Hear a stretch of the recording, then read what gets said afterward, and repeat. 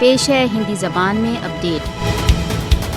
بھارت نے کشمیریوں پر دباؤ ڈالنے کے لیے ان کی جائیدادوں کو اٹیچ کرنا آرمبھ کر دیا ہے۔ کشمیریوں کی جائیدادوں کو اٹیچ کرنے کی کارروائی کیول بھارتی شاسن کا ایک راجنیتک پرتیشودھ ہے۔ مودی شاسن دوارا جائیدادوں کو اٹیچ کرنے کا لکشیہ کیول انہیں بھیبھیت کر سوتنترتا آندولن کے سمرتھن سے ہٹانا ہے۔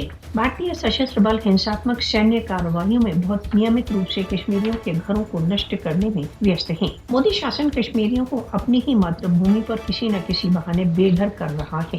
بھارت کی نہ کیول کشمیریوں کو بے گھر کرنے کی یوجنا ہے ورن وہ ان سے ان کی پہچان بھی چھیننے کا پریتن کر رہا ہے۔ کشمیریوں کے گھروں کو نشٹ کرنا اتوا ان کی جائیدادوں کو اٹیچ کرنے کا لکشیہ ان کے سنکلپ کو بھنگ کرنا ہے۔ بھارت کشمیریوں کی سوتنترتا کی آواز کو دبانے کے لیے پرتیک پاشوک چال اپنا رہا ہے۔